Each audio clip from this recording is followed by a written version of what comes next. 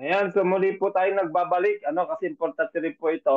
Ayan, nag-sweater na ako kasi ang lamig. Ang lamig po dito ngayon sa Italy, grabe. Sobrang lamig ko. Kaya tita nyo, iba ng boses ko, mayroon ng konting sipon kasi nga ang lamig sa labas. So, yun po, makikita po natin ngayon dito sa ating tutorial, yung pong advantage po ng option 1, option 2, option 3 na pinaliwanag po natin kanina doon sa ating pong pwedeng pagpilian ngayon dahil natapos na po yung Epic Promotion.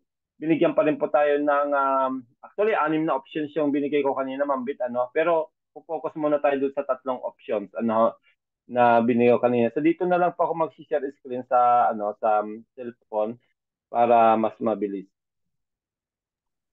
Okay po, Sir Eddie. Go ahead po.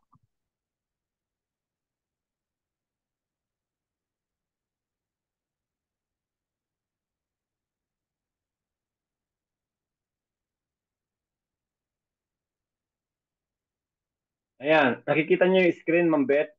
Nakikita na, Sir. So, ito po yung account na kung saan ay dati po itong titanium.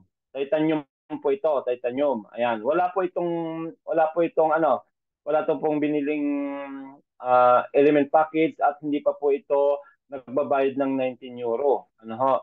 Kung kaya, ay makikita pa po natin dito yung kanyang C1 rewards sa loyalty points. Malit lang po yung loyalty points niya kasi ito ay hindi niya kiniklaim araw-araw. Pero yung pong ating pong ano kasi yung ating mga binili dati na mga matatas na package gaya po ng Titanium Pro, meron na po yung equivalent na Siwa Rewards kahit na hindi ka mag-claim kasi hindi po kiniklaim dati ang Siwa Rewards. May equivalent na po yung mga package natin. At yan po, kita niyo po yung equivalent ng kanyang Siwa Rewards, 1,076, 1.76 thousand Siwa Rewards. Ngayon, kung ito po ay i-claim natin ngayon, dito, claim token, makikita po natin dito, yung token base.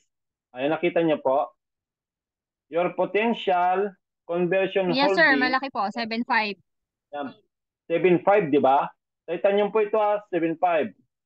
Ngayon, pag click natin yung start your claim, yan, next nyo lang po ng next yan, may lalabas po dito na, ano, 10%. Ayan, nakikita niyo po. Yes po, Magkano yung Sir token base niya Eddie. kanina? Nakikita ho. Yung token base niya kanina ay 9,390 ba yun?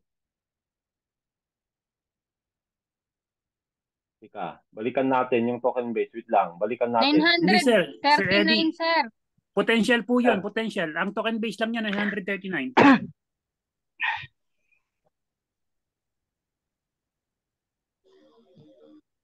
asan yung token base niya? Ayan, Hindi, 939 lang. 939. Ayan, okay. 939 ang token base niya. Ngayon, kung hindi siya magbabayad nakalagay po dyan, claim 10% for free.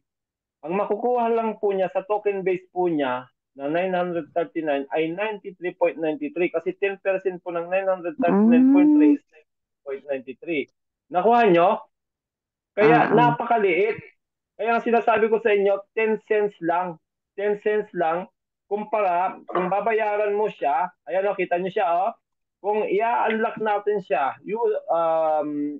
ng pagbabayad natin ng annual fee 19 euro, 1,878 C1 token ang makukuha niya. Ngayon, naintindihan nyo na kung ano ang gusto nyo, yung sintabos lang o yung libo. O di ba? Ang layo ng difference. So kita nyo, 93 sa walang bayad kumpara sa magbabayad ka lang ng 19 euro o around 2,000 pesos, 1,800 C1 token ang makukuha mo. Di what if kung maging 1 euro ang isa niyan? Oh, 1,800. Compute mo, Mambet, times 60. 1,878. Compute mo yung 93. Ito muna ang compute mo, Mambet. 93.93 times 60. Para malinaw sa lahat. 93.93, sir. Times Oo. times 60. 1 Bali, euro, ano 60 sir? peso. 5,600. 5,600. Okay. I-record mo yan, Aha. 5,600. I-compute mo ngayon, pag nagbayad siya ng 19 euro o magbabayad siya ng 2,000 pesos, 1,878.6 times 60. 1,878 times 60. 112,680. Oh, i-minus mo ngayon. I-minus mo ngayon sa 5,000. Kung magkano ang Sa nawala sa kanila. 5,000. Magkano ang 5,600. mawawala sa kanya. Ano sir? 107,000 ang nawala. Oh, di ba? Sayang. Sayang po yung napakalaking perang mawawala kung hindi ka magbabayad. Kasi nga, barya lang makukuha mo pag wala kang... Ngayon, naintindihan nyo na kung ano ang kahalagahan. Pero option 2 pa lang po yon yung sinasabi ko. Yung option 3, kung halimbawa nagbayad ka na yan at mag-upgrade ka up to 10th level, up to 5th element, ito yung pwede mong makuha pa. Yan. Hindi, tika. Tama, ito. Ito yung makukuha mo. 7,514. Ito na yung 5th element cost cost ulit 10% ng times 10 Oo, ng yan yung pinakamalaki doon sa upgrade. Yung potential. 939.3 mambet times 10. I-times mo nga ito mambet, Ano sir? 939 times 10.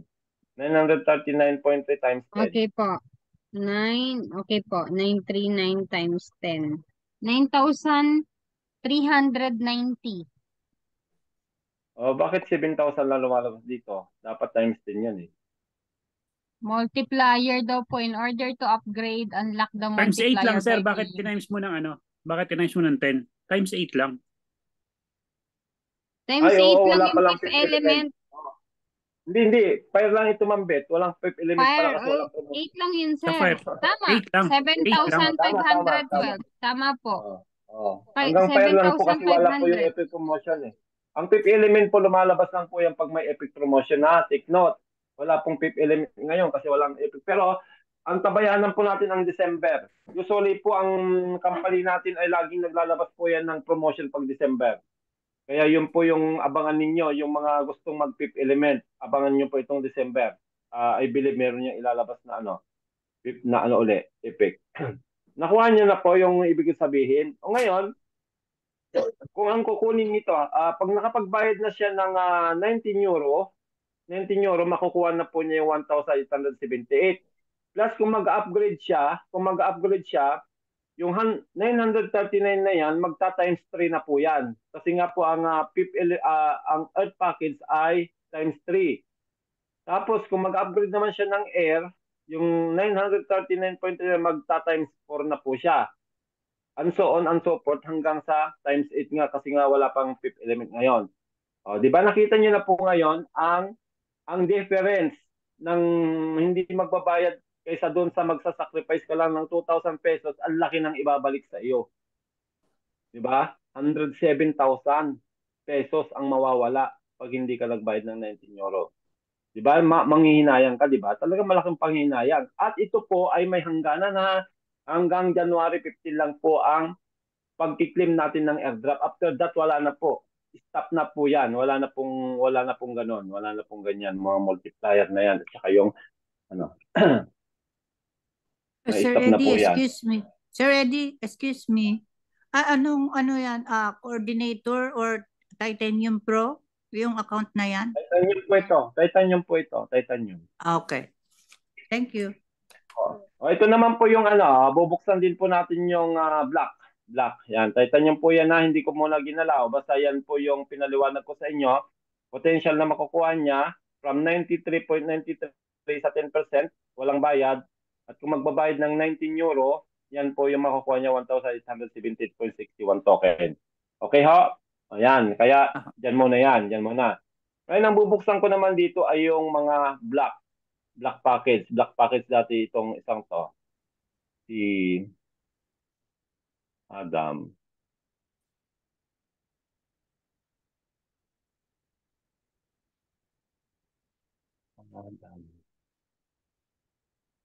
Ito. Yan.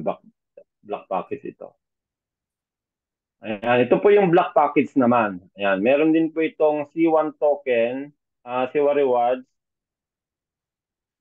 na 157. Ayan, ito po yung mga na-upgrade noon, na white to black. So meron siyang 157.50 C1 rewards tsaka loyalty points na 21. So, convert natin. Halimbawa, kukonvert na po natin sa 10% or magbabayad siya ng 19. Ito po yung karaming package po ng mga members natin na sa buong mundo, yung mga black lang, yung mga hindi nag-upgrade, Kasi nag ano naman po yung white noon, nag-auto-upgrade ng black yan dati. Karamihan po yan ng mga bumili ay ganon. So, claim token naman natin ito, black package na ito naman po yung potential niya. Meron pa rin. Meron pa rin yan. Ang potential na makukuha niya 4,000 kung mag-upgrade siya ng fire. Yan po yung makukuha niya from sa naipon niya pong 157 tsaka 21. Yung token base muna natin na titignan. Yung token base muna niya.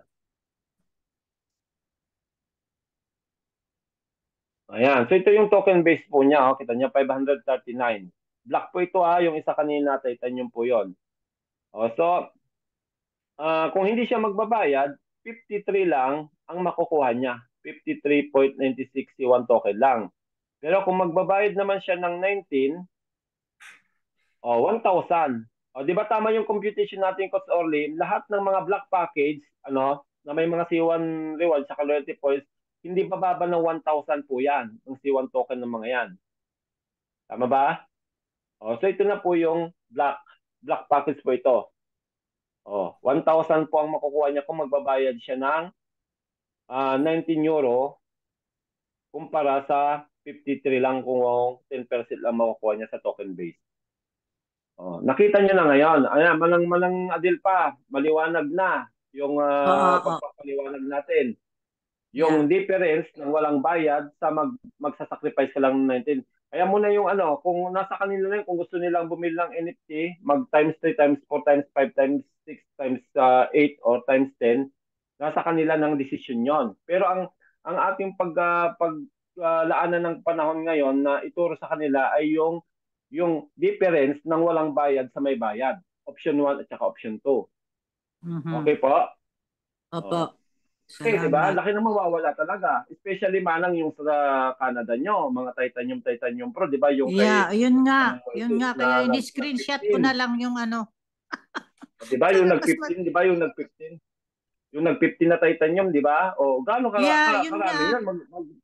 Yun nga, nagko-complain sa akin. Sir Eddie, yun ang nagko-complain sa akin.